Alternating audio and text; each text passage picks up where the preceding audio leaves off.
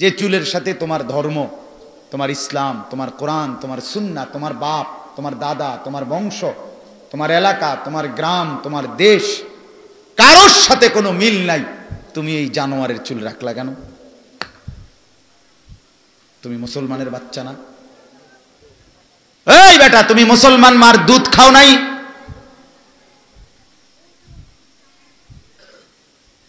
নাফরমান কার মতো সাজলা?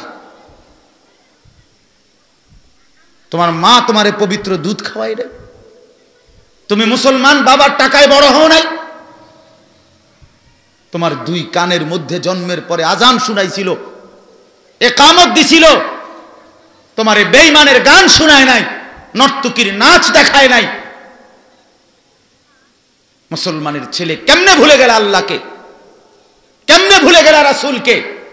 এই হাইওয়ানের মতো চুল কেমনে রাখলা?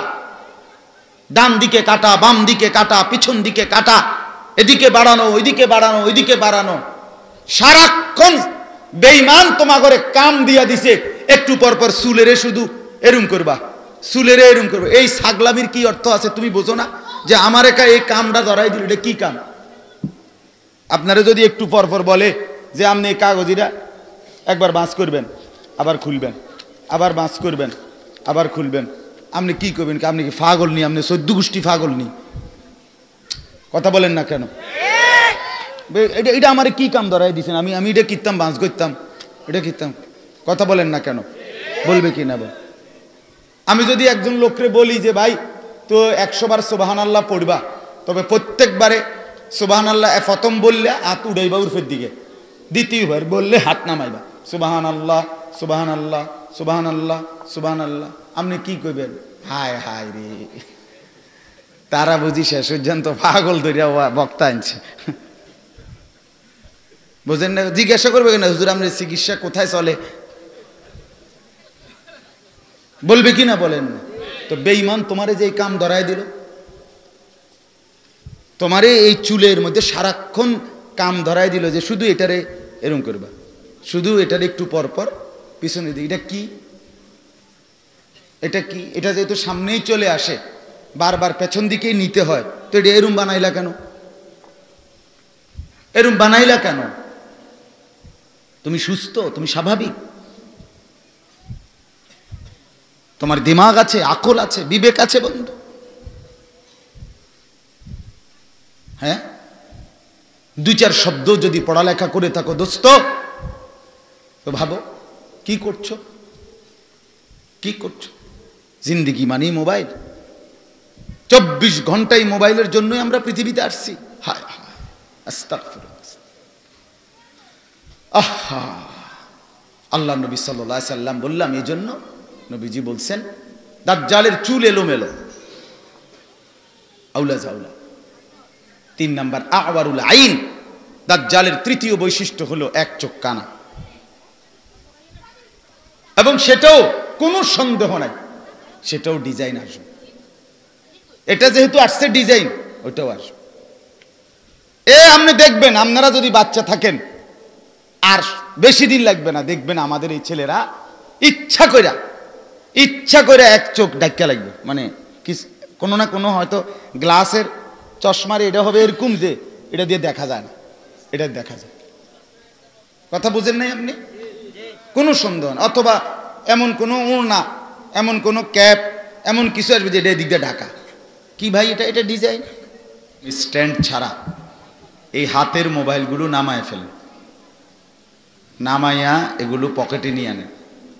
1 ঘন্টা শুধু মোবাইল থেকে আলাদা হয়ে আল্লাহর ওয়াস্তে, নিজেদের ভালোর জন্য, ইসলামের ভালোর জন্য, নিজের কল্যাণের জন্য কিছু কথা মনোযোগ দিয়ে শুনুন। মোবাইলটা যতক্ষণ হাতে ধরা থাকবে ততক্ষণ মনোযোগ আসবে না। এটা দারুণভাবে ওয়াসওয়াসা দেয়, এটা ভীষণ ওয়াসওয়াসা দেয়। অর্থাৎ একটু পর পর এটার দিকে তাকাইতেই মন চাইবে, ফলে মনোযোগ নষ্ট হবে, আন্তরিকতা আসবে না। যথাযথ মনোযোগ, আন্তরিকতা, একাগ্রতা ছাড়া আল্লাহর কথা শুনলে কোনো লাভ হয় না, জিন্দেগি পরিবর্তন হয় না। নিজের ভেতরে অনুভূতি জাগে না, বিবেক বিবেচনা কিচ্ছুই শানিত হয় না। এজন্য প্রতিটা ছেলের কাছে, ভাইয়া আমি সর্বোচ্চ সুন্দর করে বলতেছি, এরপরে আমি ধমক দেব, এবং তোমার মতো 2-4 জন গাফেল খামখেয়ালি যদি উঠেও যায় আমার কোনো অসুবিধা নেই। আমি ব্যক্তিগতভাবে একজন শুনলেও কোনো অসুবিধা নেই। কোনো সময়ই আমি সংখ্যার গোলামি করি না। সংখ্যা কতজন এটা আমার দেখার বিষয়, আমার আল্লাহর কথা বলা এটা হলো মূল বিষয়। একজন শুনলেও দামি, 1 লক্ষ শুনলেও দামি। এজন্য দয়া করে এই মোবাইলটা বন্ধ করে পকেটে নেন। 2 নাম্বার হলো ভেতরে যারা বুট বাদাম এবং অন্য যাই খাচ্ছে, এই অসভ্যতা বন্ধ করে। এটা অসভ্যতা, এটা নোংরামি, একেবারেই নোংরা। ন্যূনতম আকল, দিমাগ, বিবেক, বুদ্ধি, বিবেচনা বোধ থাকলে এভাবে মানুষের সম্মুখে ফিক্কা মাইরা কেউ খাবার খায়। খাবার সেটা বুটে হোক, এটা রিজিক। এটা রিজিক কিনা বলেন? রাসূলুল্লাহ সাল্লাল্লাহু আলাইহি সাল্লাম রিজিক গ্রহণ করতে সম্মানের সাথে গ্রহণ করতে। এজন্য এটা ভদ্রতা না, এবং এটা মনোযোগ নষ্ট করবে। 3 নাম্বার কথা হলো ফাঁকা জায়গা পূরণ করে একদম কাছাইয়া বসে। ছেলেরা ভাই তোমরাও আসো, ওইখানে যারা বসে আছেন, যারা একবারে বয়স্ক মুরব্বী না, তারা ভাই নিচে বসলে ভালো হয়। বয়স্ক মুরব্বী আপনাদের জন্য কোনো কথা নাই, আপনারা যেভাবে সুবিধা হয় সেভাবেই বসে। বাকি জওয়ান ভাই যারা, সবাই কাছে এসে বসে। মেহেরবানি করে আমি আমার 3টা কথা বললাম। মোবাইলটা বসে বসে টিপবেন না, বুট বাদাম খাইয়েন না, মনোযোগ দিয়ে আন্তরিকতা যতক্ষণই শুনেন। কেউ যদি 10 মিনিট শুনে চলে যান আপত্তি নাই, আমিও চলে যাব। আমি থাকতে আসি নাই, আমরা কেউই থাকতে আসি নাই, এখানেও না দুনিয়াতেও না। যেখানে আমরা দুনিয়াতেই থাকবো না, তোর এনে কিত্তাম বসে থাকবো। এই কারণে দয়া করে বাপ আন্তরিকতা নিয়ে আলাদা আলাদা শুনি, আল্লাহ বরকত দিবে।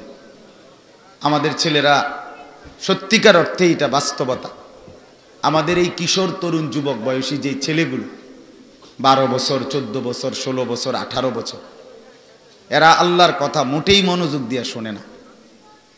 ফলে বদনসিব দুর্ভাগা থেকে যায়। চেহারা, সুরতে, চলনে বলনে, কথাবার্তায় কিছুতেই ইসলামের নমুনা দেখা যায়।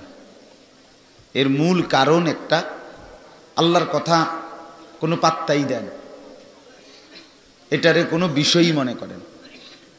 জুমার নামাজের দিন দেখবেন মসজিদে ইমাম সাহেব আন্তরিকতা নিয়েই বয়ান করে, কিন্তু মুসলমানের ছেলেরা মসজিদের বারান্দায় পেছনের কাতারে শুধুই ঠেলাঠেলি, ধাক্কাধাক্কি, দুষ্টামি, কেউ ঘুষি দেয়, কেউ চুল টান দেয়, কেউ মোবাইল টিপে, কেউ হাসি মজাক ঠাট্টা তামাশ, এই ফলে বদনসিব যেই অবস্থায় ঢুকছে ওই অপদার্থ অবস্থাতেই বের হয়। না চেহারার কোনো মুসলমানের চিহ্ন, না চলাফেরায় মুসলমানের কোনো চিহ্ন। যেটা মনোযোগ দিয়ে দেখে ওইটা আসর করে, সেটা হলো মোবাইলের ছবি, মোবাইলের দৃশ্য, নাচ গান, ক্রিকেট খেলোয়াড়ের ডিজাইন, ফুটবল খেলোয়াড়ের ডিজাইন, সিনেমার নর্তকীর ডিজাইন, হ্যাঁ, আধুনিকতা, কাফের মুশরিক ইয়াহুদি খ্রিস্টানের চলাফেরা, এটা খুব দিল দিয়া দেখে। মোবাইলে যখন দেখে ওগুলো খুব মনোযোগ দিয়ে দেখে, আর এই মনোযোগের কারণে এটা তার দিলে বসে, তখন সে পুরা চেহারা সুরত সব বদলায় ফেলে। ওইভাবে হয়, এটা নিয়মে। যে যেদিকে আন্তরিকতা দেখায় তার ভিতরে এটার আসর পড়ে। আস-সুহবাতু মুতাআসসিরা, আরবিতে বলে যে সাহচর্য, সান্নিধ্য, প্রতিক্রিয়াশীল। এটা একদম সহজ হিসাব। যে যার সাথে চলে তার প্রভাব, তার সান্নিধ্য তার উপরে প্রতিক্রিয়া করে, তার অনুভূতি চলাফেরা এভাবে গড়ে ওঠে। আল্লাহ নবী সাল্লাল্লাহু আলাইহি ওয়াসাল্লাম ইরশাদ করেছেন, আল মারউ আলা দীনে খলিলিহি, নবীজির হাদিস। আল্লাহর নবী বলেন প্রত্যেক ব্যক্তি তার বন্ধুর দ্বারা প্রভাবিত হয়, বন্ধুর অনুসরণ করে। ফালিয়ামদুর আহাদুকুম মান ইউখালিল, অতএব তোমরা লক্ষ্য রেখো কাকে বন্ধু বানাচ্ছ। রাসূলুল্লাহর হাদিস। অচিরেই বন্ধুর গুণ চলাফেরা তোমার মধ্যে প্রভাব ফেলবে। কাজে তুমি খেয়াল রেখো কাকে বন্ধু বানাইতেছ।